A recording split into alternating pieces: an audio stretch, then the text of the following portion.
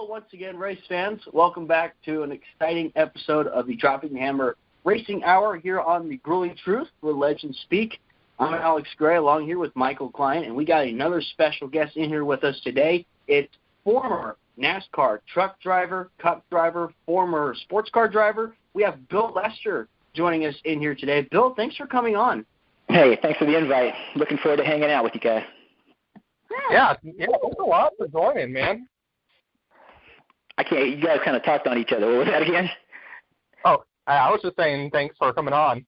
Yeah, man, for sure. I mean, it's like with this pandemic situation we're dealing with, I have a little bit more free time than typical, but, yet and still, when we can talk about some racing, that's a good thing. Mm-hmm. Oh, yeah. Yeah, definitely. Thank you for coming on.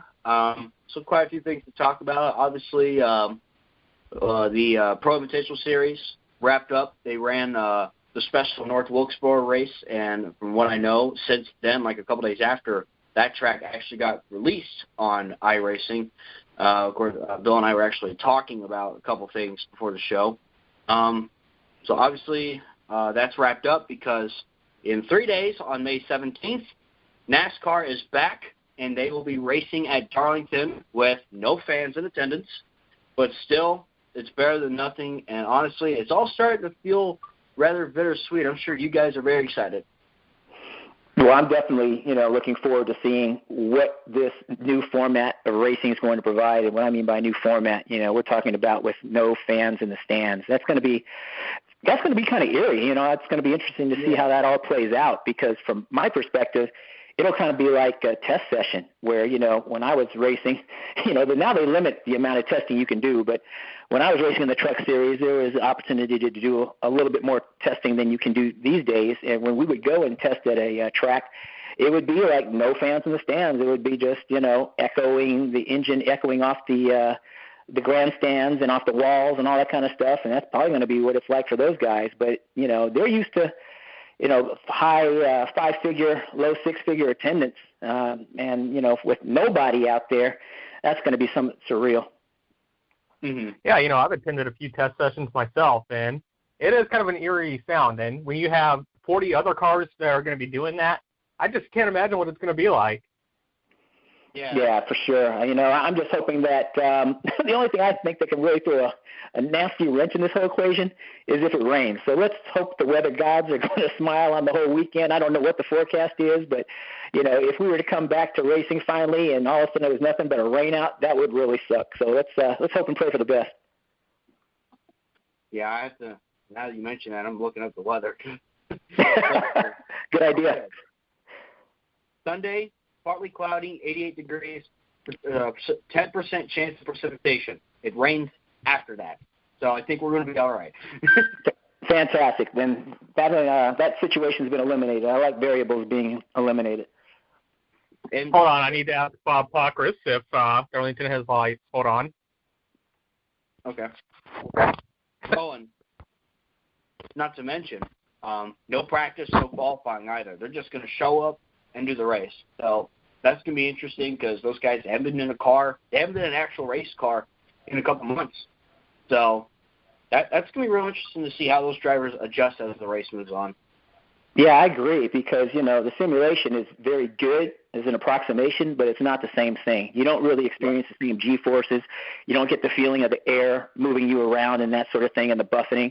And, with regard to the travels and all that kind of stuff that the cars are going to be under as a result of the air and all that kind of stuff, it's going to be different than, sitting in your simulator or whatever version of it that you have and doing that. So, some of those simulators are very high end, like Denny's, I understand, is like $40,000 or something silly.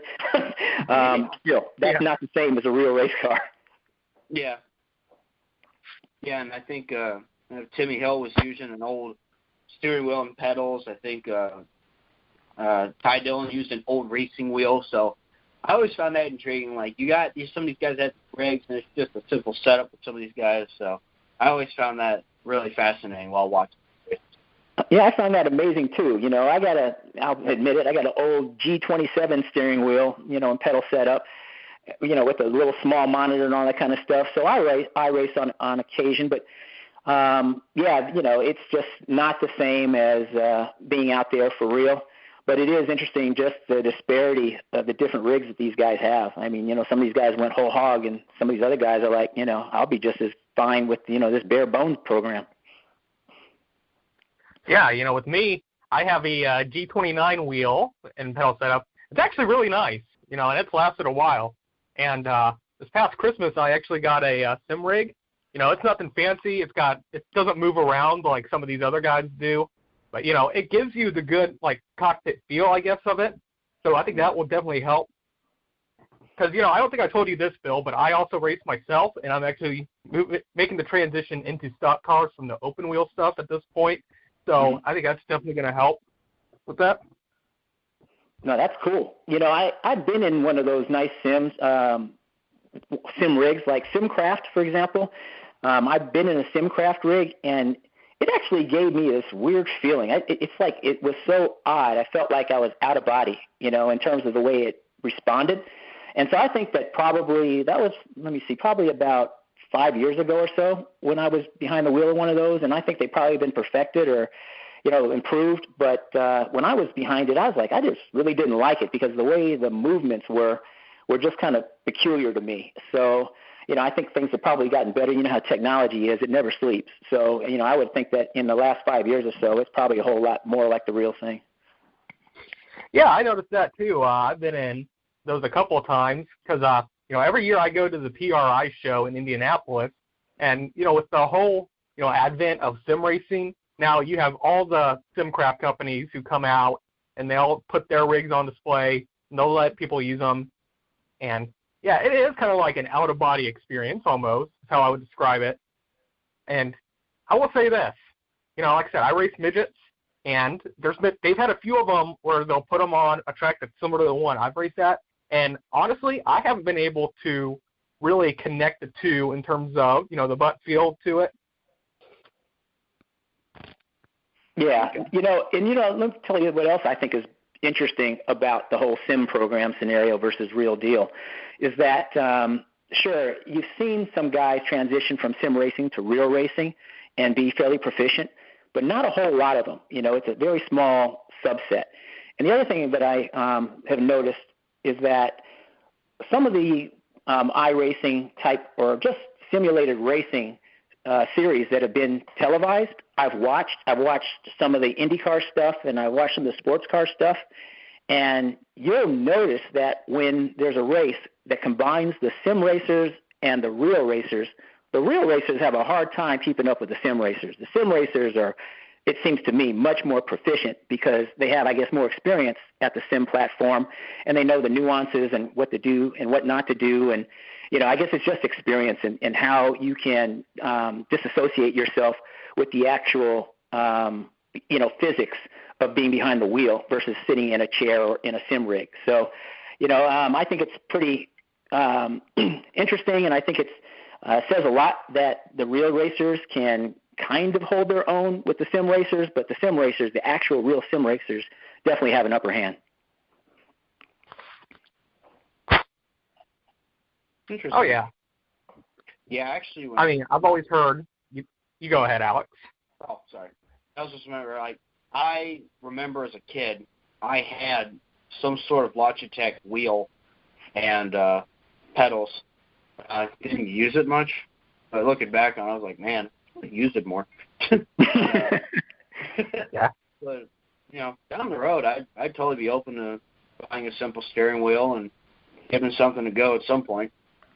Well, I'll tell you, it makes perfect sense to me that the proliferation of sim racing has taken place because when you are like a young racer, one of the things that, separates the pros is experience versus the amateur, right? And so as a young racer, it's hard for you to get that experience because, there's a lack of testing, in the real world and that sort of thing. They're trying to minimize the amount of expense associated with it, but then that's another issue all in itself because when you're not out there on the track, then you all of a sudden spend more money getting engineers and you start running more simulations, right? But in any event, it's an opportunity for young drivers to actually get a look and a feel and a sense for what it's like to actually be out there without their team spending the resources to get them out there, so they have an idea of what the flow of the track is going to be like, where the fast line is going to be potentially, what the high line is going to feel like versus the low line, where you're going to feel bumps and, that sort of thing. So I think it's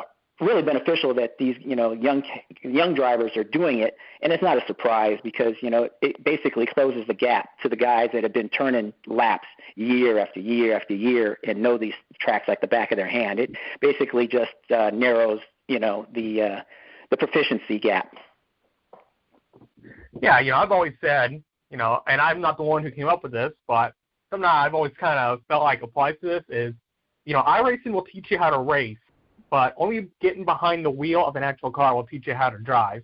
And, what I mean by that is iRacing can help you figure out kind of what you need the car to do, but, to actually get the car to do that, you actually have to get behind the wheel of one of the real things. So it definitely is a good tool to use, but it doesn't replace the real deal.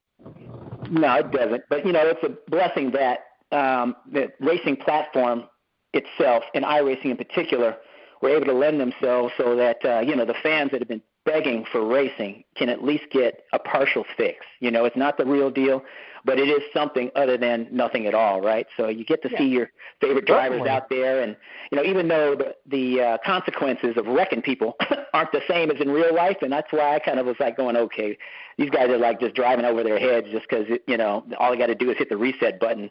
The fact is they're still out there, and it gives the fans, and the spectators something to do and something to root for and something to get them, out of the reality of kind of what's going on with this pandemic. It becomes a fortunate escape from reality. Yeah, exactly. And, I've enjoyed it. Mm-hmm. And I've really enjoyed it. Mm-hmm. iRacing has definitely had a huge boost, especially during this pandemic. And, it's a possible wave of the future for sure, especially with the rise of esports. And, you're looking more on it, it's also giving more people an opportunity to race. If, some people may not be able to get behind an actual car, they can also get behind something like a simulation, such as iRacing. Of course, NASCAR has their very own iRacing series with the Coca-Cola iRacing series. So I've just been so intrigued just seeing everything being used on iRacing, especially these past couple of months, and I'm looking forward to seeing how NASCAR and all these other sanctions will utilize it moving forward. Yeah, well, one thing is for sure, it's a whole lot, more cost-effective way of going racing than the real thing. Oh, yeah. Oh, yeah. That's my favorite part about it. Especially being someone who doesn't have a rich family. I don't come from money or a racing family, so I'm basically out there on my own doing this. When I wrecked at Indianapolis last year, I had to pay for all that myself. So, that wasn't great, but, in iRacing, you do that, you hit the reset button. So I think that's just something that I've always liked about it. Yeah.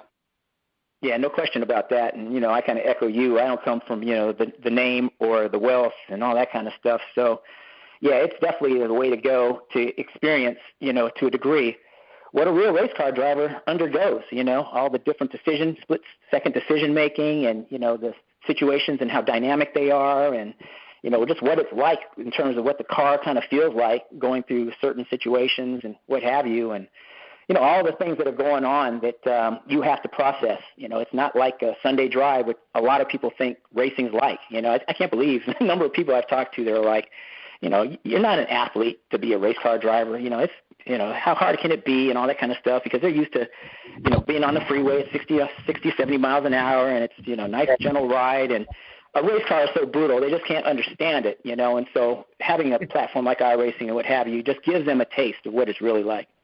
Yeah. Yeah. I think I've talked this over with Alex on the show before. Alex, should I tell him the story about that one class thing I had going on? Yeah, please do. I remember you talking about it. Yeah. Yeah, so I think it was my senior year of high school, and I had an extremely political teacher for my science fiction class, and he loved, picking fights with people over stuff. Someone brought up NASCAR and whether or not it was a sport, and he said it wasn't, and so did just about everybody else. And, of course, everybody looked at me because everyone knew I was the racer in the class. And, they just spent the whole class just kind of ripping into me like, oh, you just sit down and turn left.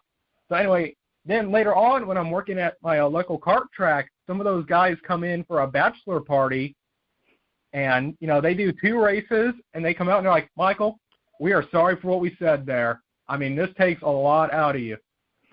Yeah, they're flat worn out, right? They're like their hands are hurting and their necks are hurting, and they're like, oh, my gosh, I had no idea. And it's like, exactly. Now, put, the situation when you're out there in a NASCAR vehicle where it's 140 degrees, essentially, because how hot it is and all the, the heat dissipation from your 800 horsepower engine. I mean, it's a brutal environment. And, I've told people it's like after a hot race, in the truck series, not 500 miles in a cup car, but, 200, 225 miles in a truck on a 95 or so degree day with lots of humidity, I'll lose like 8 pounds. And, I'm when I was racing then, I was single-digit body fat, so my losing 8 pounds was a lot. I mean, I would hang my fire suit up on a hanger after I was done inside the hauler, and there would be a puddle of sweat just at the bottom of the fire suit. And, there were times where I would have to take 2 bags of IV just to get me, going again because, I'm flush and I can barely move and all that sort of thing. It's brutal, and people just do not understand that. No bathroom breaks, no timeouts. I mean, you got to be in tip-top shape to be out there, racing at the front. I mean, if you want to go out there and tool around, yeah, that's one thing. But now in this day and age, all these guys are athletes. Oh, yeah. I mean, I couldn't begin to imagine what it's like to be in one of those, heavy stock cars. As you said, especially during the summer, those cars can get to 140, 150 degrees. They've always shown on the Fox and NBC broadcast, they'll have a temperature gauge on the driver's side to show how hot it is. And I'm just sitting there like, oh, my God, how did these guys do it?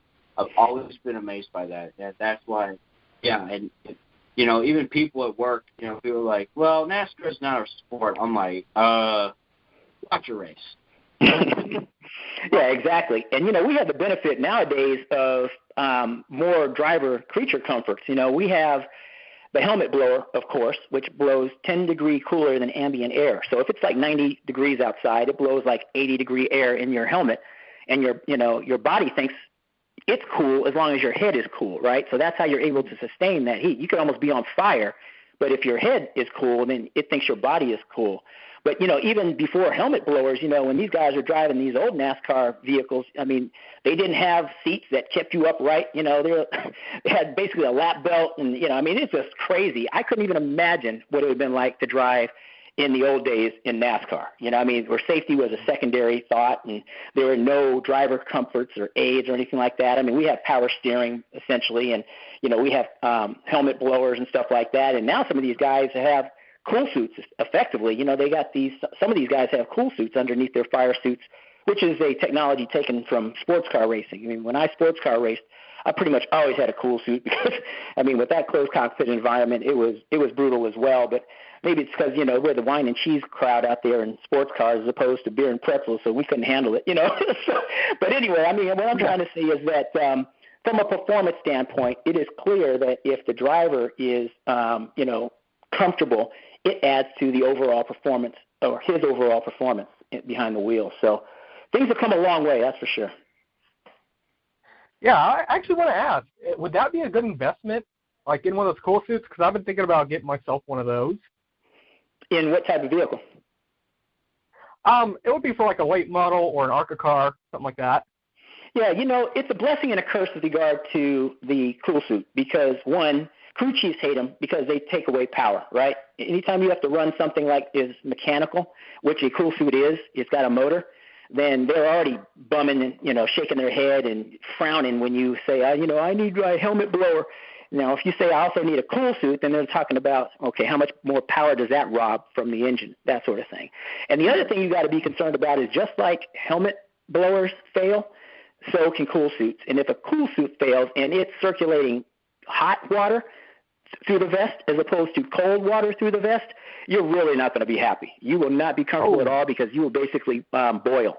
So I don't know just how proficient cool suits are now, but we ran the risk when we were running sports cars, and more often than not, I've seen some of the NASCAR drivers are wearing them as well. So, you know, if you can afford one, I can't really see why you wouldn't, but just bear in mind that there are some downsides. Okay. That's quite interesting. So getting more into Phil's racing career, you started out running in the SCCA and the IMSA. You actually talked about before the show, of course, Sonoma being one of the tracks removed. That was one of the first tracks you ran at? Yeah, absolutely. I started out in SCCA amateur racing, which is Sports Car Club of America road racing. And so I grew up in Northern California, and my two home tracks were Sears Point, or what they call Sonoma Raceway nowadays, and Laguna Seca in Monterey. And so my first year I was Northern California Rookie of the Year, and the next year I was Northern California Road Racing Champion for my class, which was GT3. So these were, production-based cars, but not ones that you could put on the street. They were built for racing.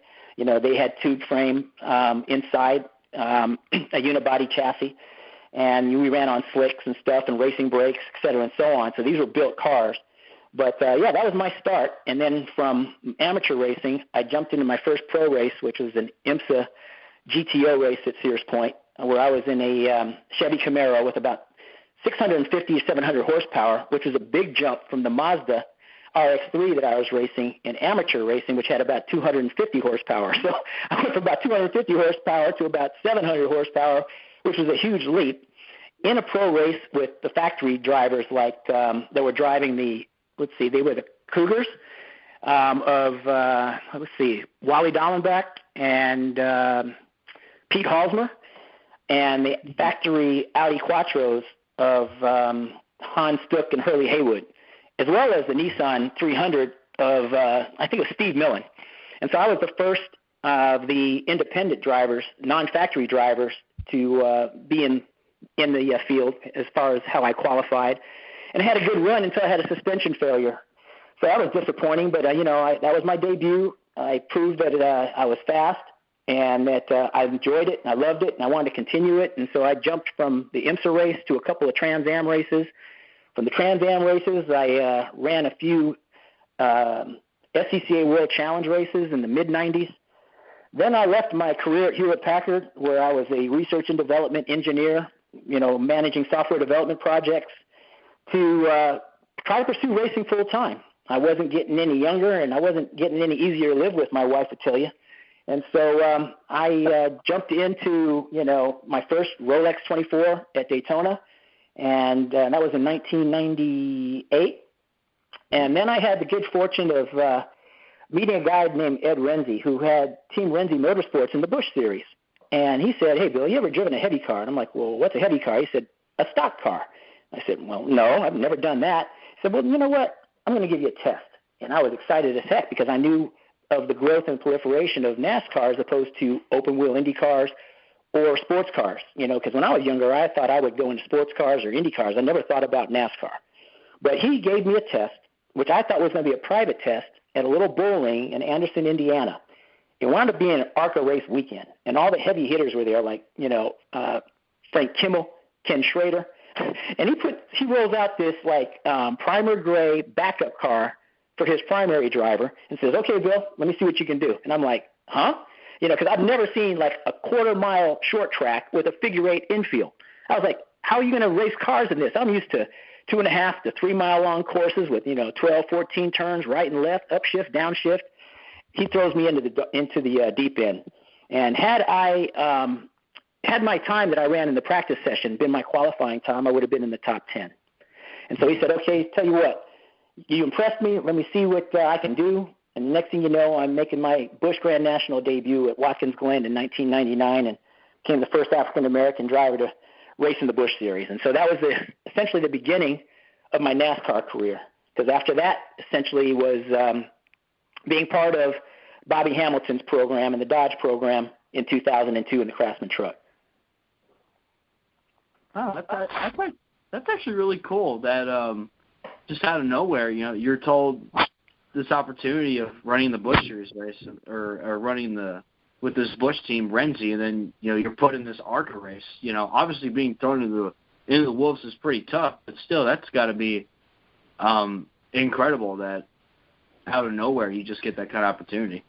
Well, it was definitely a matter of using relationships and networking and, just devoting myself and entrenching myself full time and just believing in myself and not taking no for an answer, because believe me, I've been discouraged many times along the way about, my likelihood of being a professional race car driver with no money. Nobody shows up in the sport with no money and, no experience on dirt or on an oval and makes it in NASCAR. And, needless to say, that's my story. I'd never been on a dirt track. I'd never been formally trained as a race car driver, even in sports cars and road racing, let alone in NASCAR. I just went out there, applied my seat of the pants feel and, watched people, imitated, took a lot of notes, watched a lot of video, that sort of thing, watch lots of old races just to see what you do and what you don't do and talk to people. And next thing you know, I'm out there at Atlanta Motor Speedway and with Bobby Hamilton's program at a gong show where, Dodge commissioned Bobby to determine who was going to be, able to drive the 8 Dodge Ram. And so I'm out there with a whole bunch of other guys, and at the end of the day, Bobby goes, I want you to be my driver, and sure enough, it comes together, and I'm out there in the Craftsman Truck Series with, no NASCAR or oval track experience. Yeah, that's very cool. When I remember your career, I usually remember you driving with Bill Davis Racing, and I often forget that, you drove for Bobby Hamilton Racing too. But, it's crazy because my family was huge Bobby Hamilton fans growing up. I mean, we all just loved watching him race, especially when he went back down to the Truck Series. Because honestly, my family always kind of had a soft spot for the Truck Series. Like, we honestly put that about as high up there as with the Cup Series. So that's actually really cool to hear. Yeah, well, I think, quite frankly, when we, Bobby and I were running in the Truck Series around the early to mid-2000s, it was kind of like the Truck Series heyday. I mean, that's when the big fields were there, and, you had Cup guys stepping back down into the Truck Series, like my teammate Skinner, Benson when I was with Bill Davis Racing, Bobby himself, you had a lot of guys with Cup experience running around the trucks, who else? Jack Sprague, guys like that had had a lot of success at the Cup Series but couldn't, sustain a ride or whatever, coming back there and having dogfights in the Truck Series because it was much more affordable. You didn't have to have the $18 million budget to run in Cup. You could run a Truck Series program for $3.5 million. So it was much more cost effective. You still got to scratch the racing itch and the competitive fire. You got to burn it. So, they were having a great time, and, here I am, bright-eyed and bushy-tailed, not having any experience, trying to pick up all I can from these guys that, knew how to do it in their sleep. It was crazy. Yeah. In fact, actually, I just want to ask this. I know you got the pole at Kentucky one year. Wasn't that 05? Yeah, it was back-to-back poles in Kansas first and then Kentucky. Okay. Yeah, because I think that Kentucky race was actually the very first on-track action I had ever seen. I went to the ARCA race, which I think the trucks were qualifying for, right before that. So that was actually the very first on-track action I ever saw was a Truck Series practice at Kentucky. Oh, that's cool. Yeah. So did you see the race itself? No, I didn't. We were going to go the next day, but we just didn't have the money to. So, I was a pretty upset kid over that. Not knowing to be grateful about that. But from my perspective, I'm glad that you didn't get to see it because I felt like a stone in that race. I mean, I'm telling you that I went from hero to zero in no time. I didn't know what took place between qualifying and the race, but the truck that I had matted all the way. I mean, I never lifted off the gas pedal on my 2 qualifying laps. To when the green flag fell for the race, I couldn't turn the wheel without feeling I was going to spin out. I didn't want to even move the wheel. I mean, the thing was so darn loose, my eyes were as big as saucers. So I'm glad you didn't see that race because, I mean, it was ugly. Yeah, you bring up Bobby Hamilton. He was certainly someone when I started watching racing and I was watching the truck races. He was one of the guys that I cheered for. And actually, I have an interesting story here. I actually went with my dad and my brother to the Spring Atlanta race weekend in 2006 when Bobby ran his last truck race, and you qualified for the Cup race in Atlanta, correct? That's right. That Atlanta race was my Cup debut. I'll never forget it. I was really, really proud, and it was a big moment because I had a lot of people watching me. I prepared long and hard to get to the top step of the NASCAR ladder, which is Cup. And, in 2006 was when 52, 53 cars showed up for 36 positions. It's not as if it is today where if you just show up, you're in, right? So the biggest race was getting in the show. And so, that was a big weekend. Yeah, I miss those days. Yeah, that's for sure. To Bobby's credit, I learned so much about short track racing from him. I was never a good short track racer. Let's get that straight. I'm not going to fool anybody into thinking that was the case because I was really in my comfort zone on the faster tracks. The faster, the better for me, because I just could not overdrive a short track or not overdrive a short track. I was always driving it in way too deep and trying to get the thing to turn on its nose. And, Bobby kept telling me, it's like, Bill, the thing's not going to turn. It's not a 2,800-pound a sports car. It's a 3,400-pound stock car. It doesn't have 12-inch wide tires. It's got 10-inch wide tires. It doesn't have big, massive Brembo brakes. It's got these little bitty brakes on it. You can't do it. And I was like, yeah, Bobby. I kept on hearing him, and I kept trying to apply it. But for some reason, whenever, I felt like I needed to get something more out of it, I was, driving it in deeper and deeper, and the thing wouldn't turn. It washed up the track. But anyway, Bobby was so good on the short tracks because, like at Martinsville, I'll never forget, he was letting off the gas almost like right past the start-finish line, where I was driving it in to, the point where you almost had to start turning the wheel, because that's what you would do in a sports car. But it was not, second nature and innate for me to be able to change my, my wiring. I did what was natural to me because it worked in a sports car, but Bobby proved time and again that, you can't do that because he was so good on the short track. Oh, yeah. I definitely remember him being a master of those tracks. I've always seen that drivers who grew up at the Fairground Speedway down in Nashville, it always seems like they seem to have a better grip of all the short tracks for some reason. So I guess that track just prepares you better for the ones that NASCAR has. Yeah, this could be very well the case because, Sterling Marlin used to be there, and, I'm sure Darrell Waltrip was there, and they had some real good race car drivers coming out of Tennessee, that's for sure. Mm-hmm. All right, so, what was I going to ask? Oh, so, adding on to running in the Cup Series, what was that experience like, just being able to run with some of the top teams in the Cup Series, and what kind of transition that was from the Truck Series? That was a big jump because not only going from a truck at that time was about 750 horsepower, the Cup car at that time with, all the rules that they had in place, it was about 900 horsepower. And the whole body shape of the car versus the truck was completely different. A truck is almost like a parachute because it's got this high cab and, lots of drag from the spoiler. Whereas the car is shaped like, a bullet. It's streamlined. So when you go into a corner with a truck, if you lift off the gas, it automatically starts slowing down. Cup car, you got to get on the binders. It will just keep on, pushing right into the corner if you don't, slow it down. So that was one of the biggest differences is just the fact that the aerodynamics was so different than what I was used to, as well as just the extra horsepower. I swear, those Cup cars handle really well in a straight line. They flat fly. Once you get them up to fourth gear and up to speed, the things jam. The other difference between, the truck program and the Cup Series deal is the level of proficiency throughout the whole field. In the Truck Series, you got, some guys that are just starting out and don't have that much experience, guys like me. And then you got guys at the sharp end that are very experienced in the Truck Series. In the Cup, back at that time, everybody was good. Everybody had experience. You weren't in the Cup Series unless, you deserved to be there. And it was competitive all the way through the field.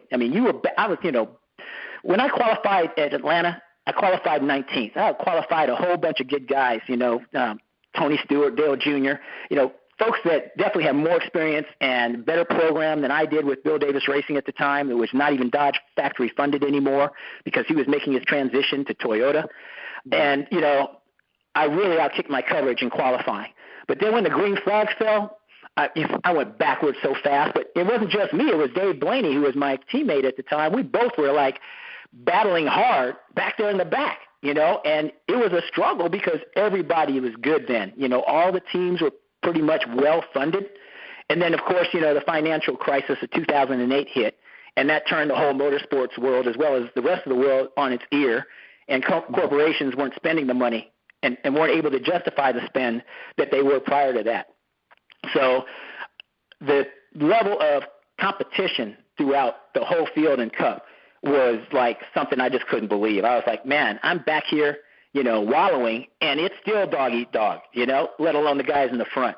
So, yeah, I would say that would probably be the biggest thing, as well as the difference in aerodynamics of the car and the horsepower level. I know one other thing that was different.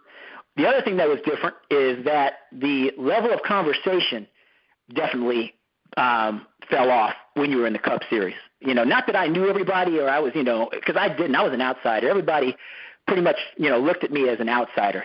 I wasn't living in North Carolina. I lived in Atlanta like I do now. So I never really had any real friends in NASCAR.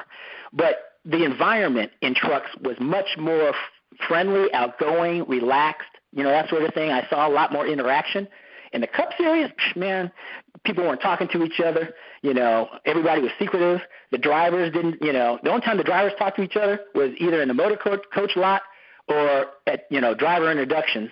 And that was just, just very, high level banter. Nobody was talking about anything serious. It was just all just nervous energy. So that's the other thing that was different as well, is that the tension in the Cup garage was way higher than it was in the Truck Series.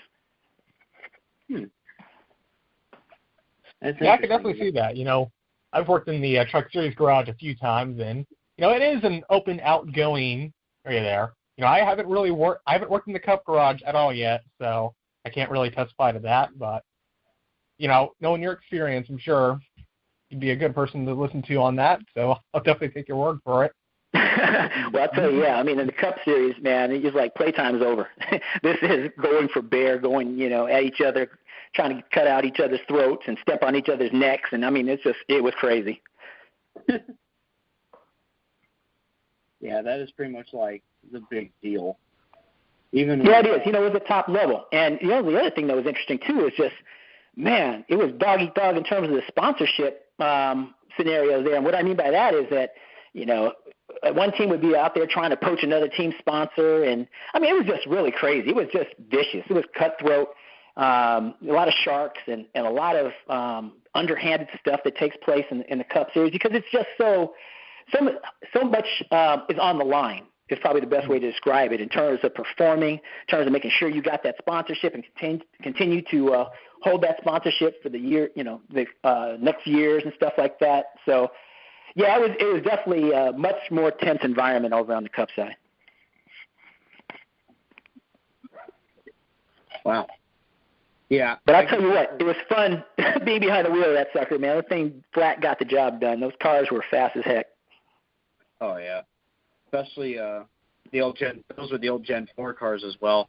Those are cars that Michael and I remember when we were children. So, I remember being at that qualifying session, seeing all the different cars go by, and I remember seeing your number 23 waste management car. That was pretty cool. Yeah, I appreciate that. I mean, there was nothing like going into turn one like 206 miles an hour. I mean, the truck would never go that fast. I promise you that. Oh, yeah. Oh, yeah.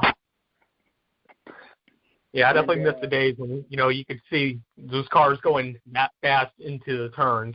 I don't think we're going to see those coming back anytime soon, but, it's definitely good to go back and remember. Yeah, NASCAR's, choke the rules such that the engines can't produce that kind of power. I mean, they can produce it on the short tracks, if I remember correctly, but on the bigger tracks, if it's not a drafting track, if it's like a mile and a half or whatever the case is, what are they down to, like 550 horsepower now or 600 horsepower, something like that? Nothing like what they were before. So it's just not the loud pedal we had. I mean, when we hit the gas back with 900 horsepower, that was a rush. That puts you back in your seat. Yeah. Yeah, that's one of the reasons I'm looking forward to iRacing coming out with the 87 cars, just so you can go 212 at Daytona, just go unrestricted into those turns. Yes. I mean, I'm just really looking forward to that. Oh, baby, that's gonna be fun. Mhm. Yeah, I'm definitely looking forward to seeing how other people race with that new series coming out with the 87 cars. You'll definitely have to, Michael. You definitely have to tell me how that plays out too, from your perspective. Yeah, certainly. I mean, as soon as they come out, I'm buying them, and I'm probably gonna be in the house for a little while after that. But well, this is a good time to be in the house and to go ahead and take advantage of it.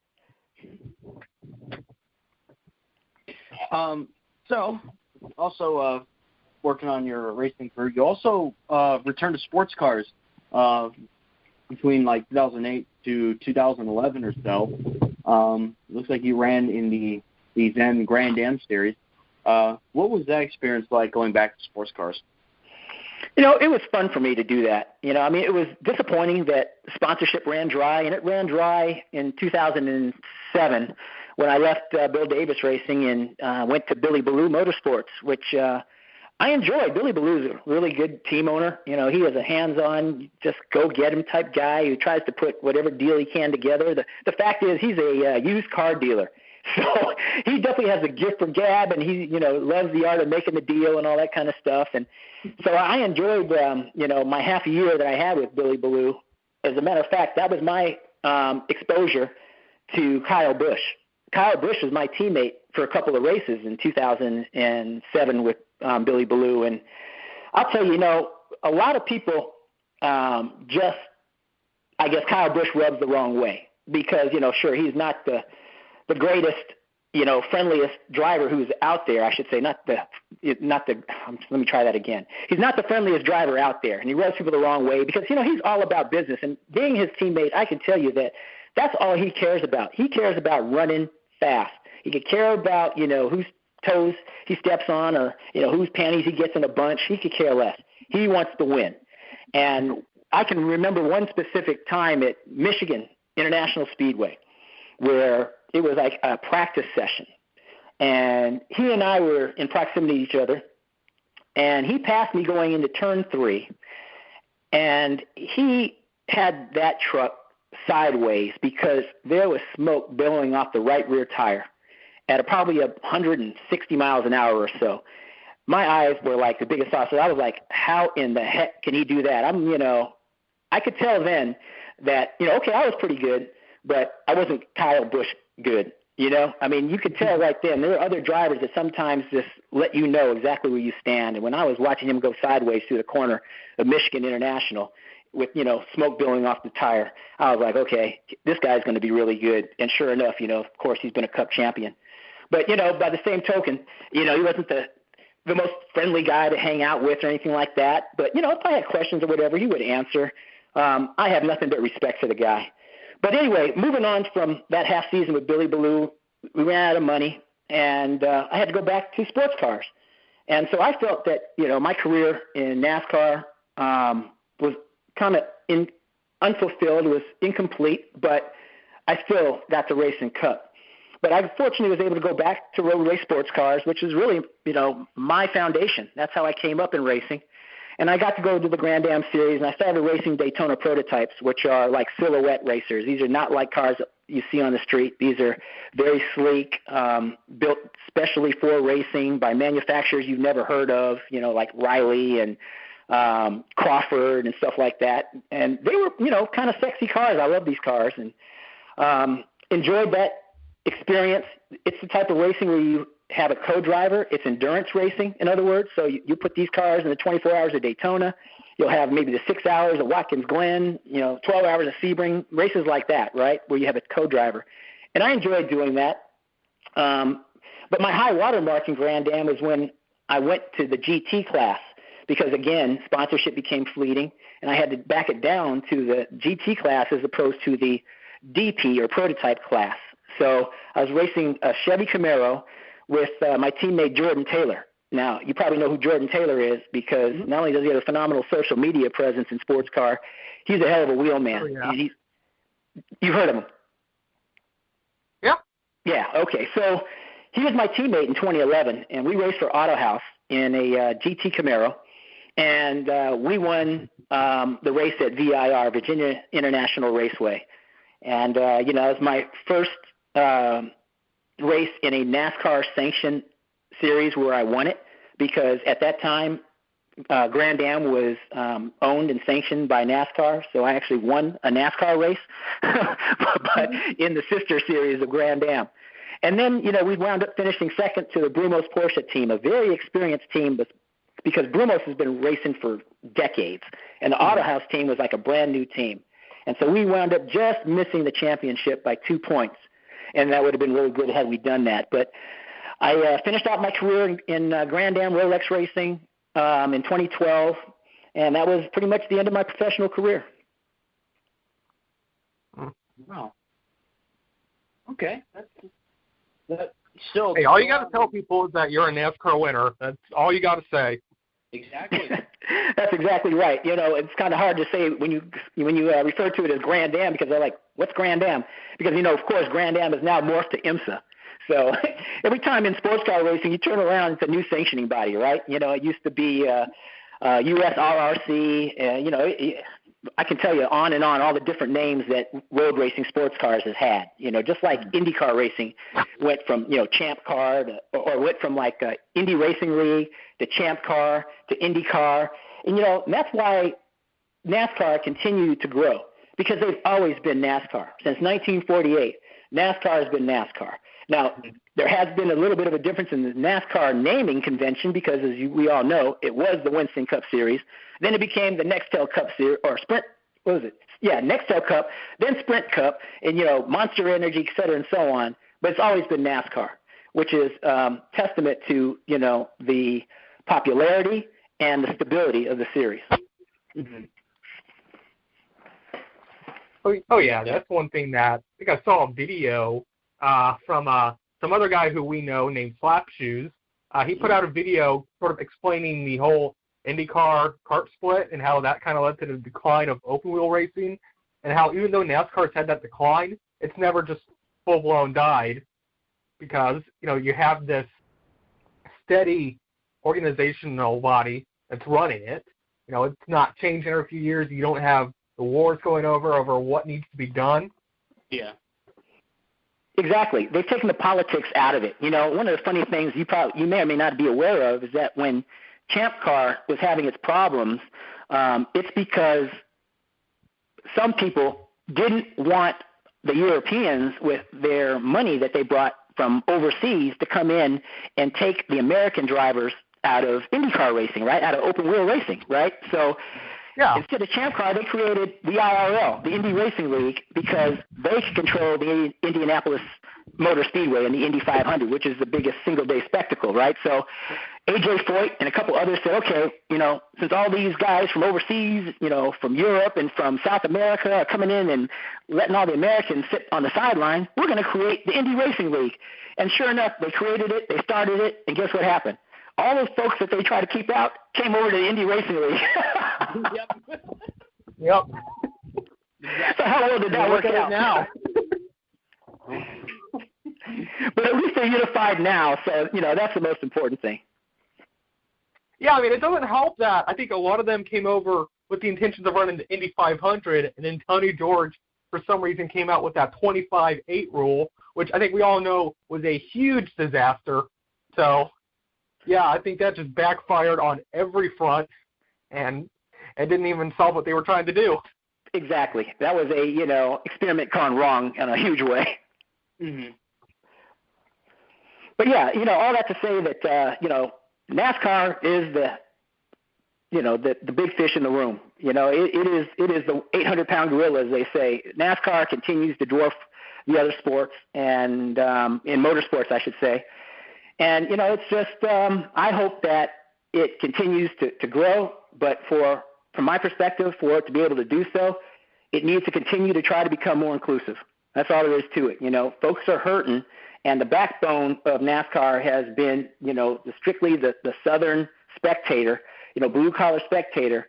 And they're getting hurt, They're wondering whether or not to pay the rent or to put food on the table, that sort of thing, So, I'm not the person who has the answers, but if NASCAR is to really be successful, it's got to be reflective of this country.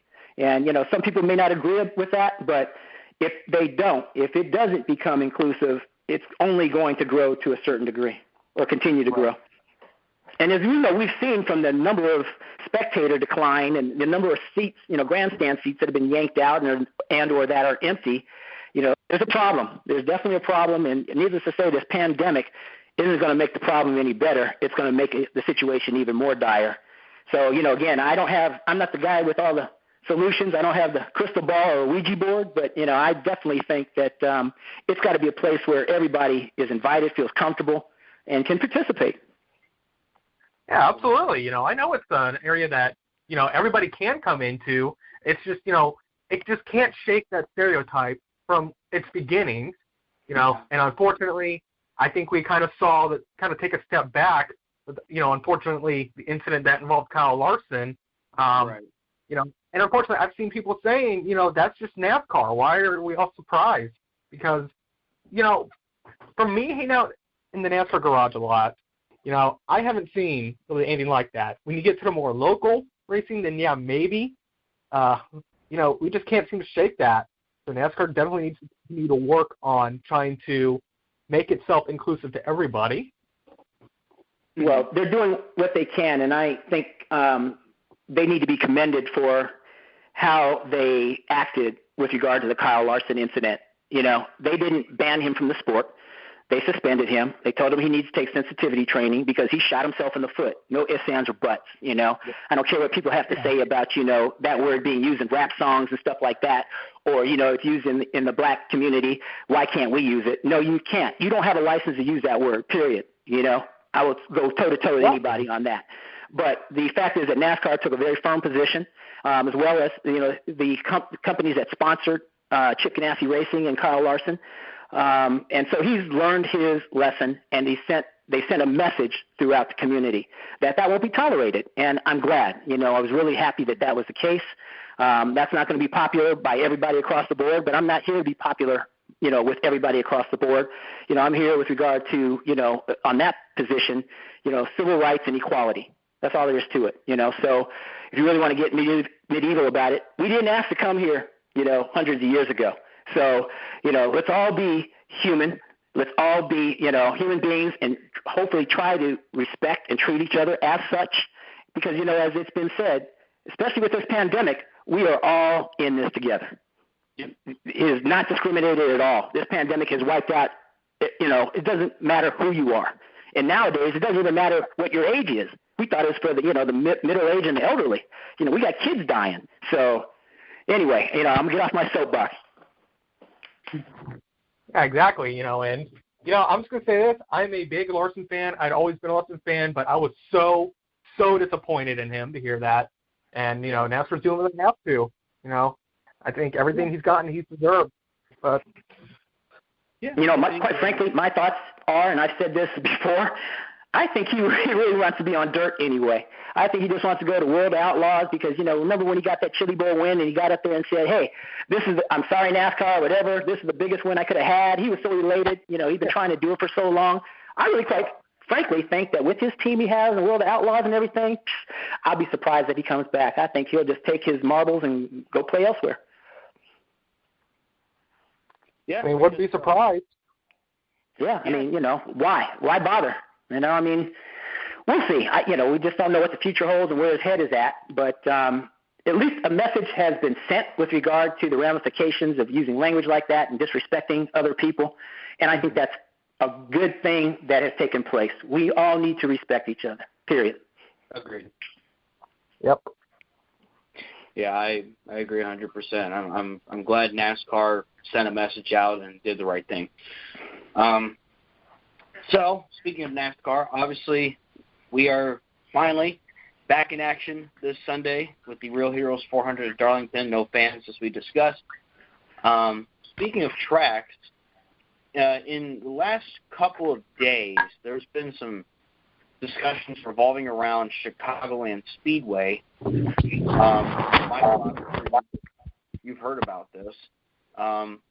There's this talk about them building an industrial park around the track, and some people were rather lost on, is the track going to go away? Because obviously Chicago had to downsize their track staff.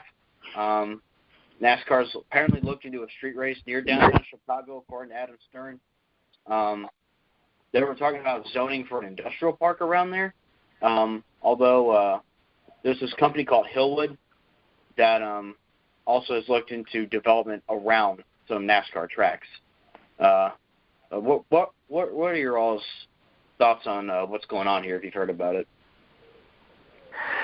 I certainly just hope that they stick to the plan of going around it and not having to shut it down to do it, because I've been to Chicagoland Speedway so many times. I love that track. I know it's kind of one of the more, cookie-cutter tracks, but I've just personally always enjoyed it. I think it was the second track I ever went to. I've got some good memories there, so let's just hope that, nothing happens to the track. If it's an industrial zone they're doing, that's fine. They already got plenty of warehouses around the track, so it's not like anything's going to change that much if they were to do that. Yeah, I would think it would be a tragedy if Chicagoland goes away. I enjoyed that speedway a lot. I was always best on, the cookie-cutter tracks, the mile and a half, Kansas, Kentucky, Chicago, Charlotte, that sort of stuff. I set the pole in the Truck Series in 2003 at, Charlotte Motor Speedway at that time. So I really like that track itself, and I like the area in terms of Chicago. I have family in Chicago, a lot of family. My parents are born and raised in Chicago, and I remember the great number of, family and friends that came out and watched me when I was in the Truck Series there. And so I just think that it's a track that broadens the net for the fan base, in terms of all these tracks being in the Southeast and all that sort of thing. Hey, we need to expand it. Maybe Chicago isn't the best venue or whatever the case is, but it's there, right? And in this day and age, it sure makes a lot more sense to try to keep a track open than try to build a track somewhere elsewhere. There's just not a whole lot of money flowing. So I hope the rumors of its demise are inaccurate, but, the fact that it's off the schedule this year, I just feel it's a tragedy. But there are going to be casualties because, they can only run so many races this year with the reduced schedule, with the reduced calendar year. We can't run in through December at tracks that are going to be under snow or cold or whatever the case is. So, NASCAR is trying to do what they can to get in as much of a championship as possible and make a legitimate championship. And some tracks are going to, fall under the knife. And from my perspective, unfortunately, Chicagoland is one of them. Mm-hmm. Yeah, I've got family who live up there too, so that's also kind of made it almost like another home track for me. That's where a lot of my midget races are, because my team is actually located up in Joliet, Illinois. It's literally 5 minutes away from the track. So, I was actually planning to race that weekend at Route 66 right across the street, and unfortunately, that's not happening now. But, that's something that's just had to happen for this season, but I just don't want to see it become a permanent thing. Right. Yeah. I went there back in 2017 for the Monster Energy Cup race. It was the last time I saw Dale Jr. race too, and I fell in love with the place. I loved where it was. It was a really nice track, and almost had that Field of Dreams feeling. It was just way out there because my dad and I were driving down this dirt path, and boom, it's right there. I'm like, oh, there's Chicagoland. Honestly, I just fell in love with the track. I just love where it is, and I hope that the track can continue running Cup races in 2021 and beyond. Yeah, I think it's unfortunate that, it didn't survive the cut. Sonoma didn't survive the cut, and I think that's tragic when we've heard so much outcry from fans saying that they like the road courses and stuff, and for the folks on the West Coast that only get to experience the Fontana race, or Fontucky as I call it, in Southern California, all those fans up there in the Bay Area, Sonoma was a great, venue for them, but it is a long haul to go all the way out there, so I guess I can understand it. I guess that's a Bruton Smith type decision, but anyway, I think the loss of Chicago and Sonoma are unfortunate. I think the loss of Richmond, I think that that was one of the tracks that didn't make it. I can understand that to some degree because they already have one race. Just like Atlanta Motor Speedway used to have 2 races, it's down to 1 race, and I think that's just fine. Some people that are in the neighborhood will argue that that's wrong, but hey, spread the wealth. Stop going to all these tracks 800 times. Just spread it out. If we really want to have a footprint, spread it out. Mm-hmm. Yeah, definitely. Speaking of which, we probably won't be able to cover this, but NASCAR has, according to Adam Stern, NASCAR will announce the next batch of races on its revised 2020 schedule as soon as today. So if you guys listening want to keep an eye out for that, we'll definitely see what direction the schedule heads in, because obviously we missed a lot of races. So. Oh, yeah. Well, it's going to be interesting. It would be interesting to be a fly on the wall down there in the offices of NASCAR down in Daytona Beach, because I'm sure they're having some very active and exciting discussions about, what to do, how we're going to run these races, all the rules surrounding them, and, who gets to be there, who doesn't get to be there, et cetera, and so on. It's just like a situation they've never had to undergo before. This is all new territory. It's uncharted waters. So it's interesting times nowadays. Oh yeah, I couldn't agree more. Absolutely. Let's see. Anything else you wanted to add, Michael? Yeah, I actually have a big announcement coming out later today, so stay tuned for Twitter. I'm not going to go that into it, but it does involve Lucas Oil Raceway. All right. Yeah, I saw that on your Twitter earlier before the show started. I'm definitely looking forward to that. Well, that's a nice tease. Yeah, they're kind of making the announcements for all of us. So I'll put it out when they do it for me. Well, I probably should have said that because I may have just leaked it. I got to tease go you on there. I was going to say, you know what? Let me just say it because I'm positive I just leaked it. So I will be racing the night before the 500 with MWR Technology with Ryan Shelkowski as my teammate. Looking forward to doing that, getting back at this event that's been run traditionally before the Indy 500. They stopped doing it a little while back. So it's going to be a fun one. Hopefully we'll have a bunch of the big motorsport names there since, it is 15 minutes away from the Speedway. But looking forward to it. It's going to be a great weekend. That's awesome to hear. Excellent. Yeah, and by the time it's announced, I'm sure the episode will be up. So I think it'll be all right. Yeah. Oh yeah. So.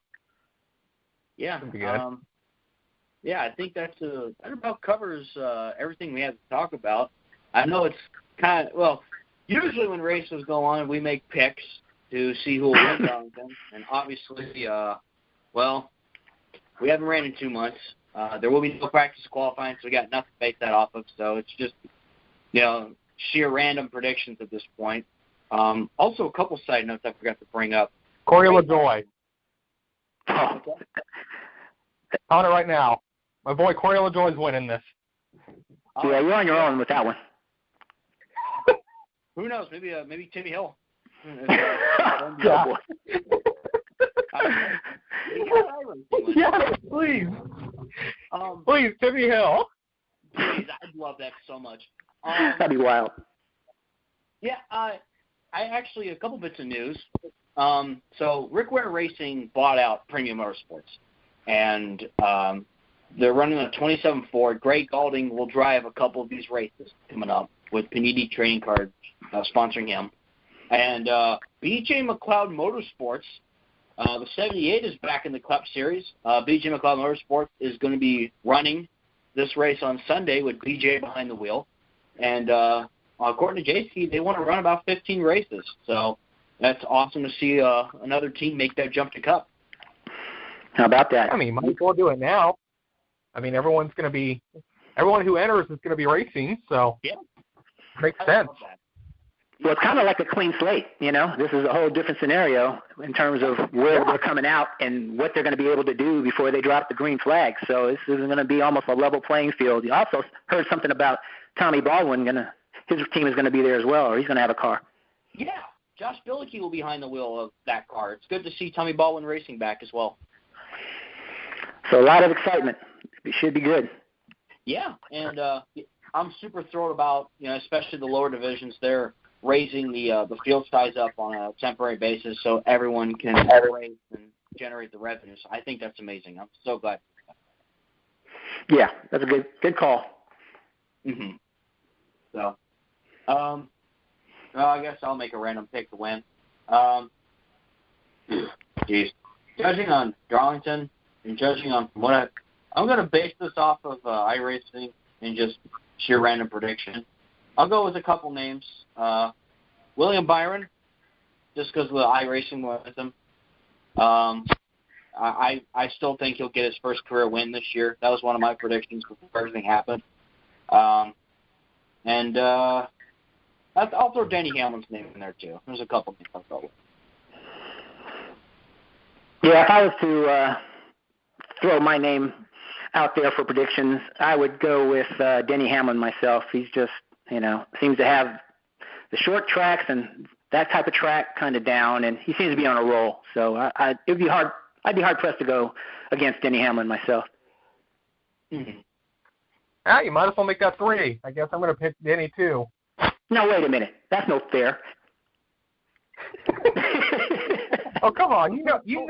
I don't actually think Corey LaJoie is going to win this one, right? I hope not. I mean, did you see his iRacing performance?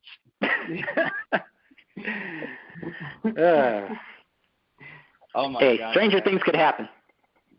Sure. Yeah. I I would actually love to see him win. Yeah. And Ryan Newman, he'll be back behind the wheel as well, back behind the 6 car, and Matt Kenseth being back behind the wheel as well. So it's going to be a fun race. Yeah, I'll be worth watching.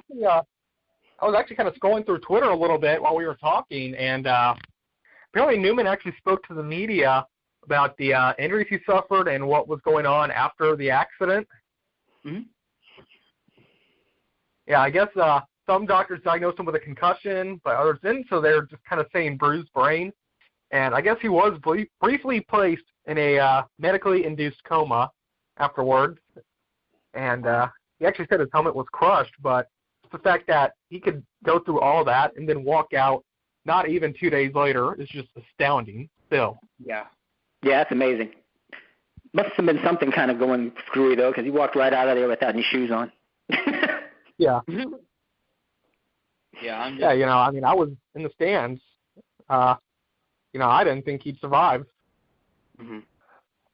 Yeah, it was a big hit. It was ugly. Yeah. Unfortunately, his own invention, the Newman bar, was very detrimental in him still being here. Yeah. Something that he implemented back in 2009 that probably saved his life in that incident, because I was a mess for a couple hours until they said something. It was one of the worst wrecks, probably the worst wreck I've ever seen in all the years I've watched NASCAR. Oh, yeah. Just thankful he's okay, and I think it would be cool if people can just record, take out their phones, and just do some sort of cheering thing as either dropping the green flag or even when Newman pops up on the TV, just kind of give that support back. I think that'd be kind of cool to do since we're all staying at home. Mm-hmm. But anyway, that's that. I think that will wrap up this fun episode of the Dropping the Hammer Racing Hour here on The Grueling Truth. Bill Lester, thank you so much for coming on. It's great having you. Guys, I appreciated being with you. Michael, Alex, good show. I wanted to say one little last thing, and that is that early next year, hopefully your fan base will support the fact that I'm going to be releasing a motivational memoir, which basically entails how I went from no racing background to racing in NASCAR, the things that allowed me to be successful, my keys, and the story behind the story, peeling back the onion, talking about, my road racing career, my NASCAR career, and just everything that was required for me to live my dream. Oh, awesome. Yeah, I'll definitely have to find that once it comes out. Yeah, absolutely. I'll, hopefully be able to get back in touch with you guys and let you know kind of when that time arrives. And I think people will find it beneficial just from the standpoint of, living your dreams, living your best life, not taking no for an answer and all that sort of stuff, following your passion. Awesome. Well, we'll keep an eye on it. We'll keep an eye out for that, and we'll definitely bring you back on when it comes out. Sounds good. I'd appreciate it. Yeah. Awesome. Absolutely. Okay. Well, all right, gentlemen. It's been my pleasure. I've enjoyed it. Let's look forward to some fun racing this weekend, fun, safe racing, and we'll reconvene in a later date. Sounds great. Thank you so much. Thank you, guys. Yeah, thank you. All right, now. Bye-bye. Take care. Bye. With that will go ahead and wrap up this episode. Thank you guys so much for watching.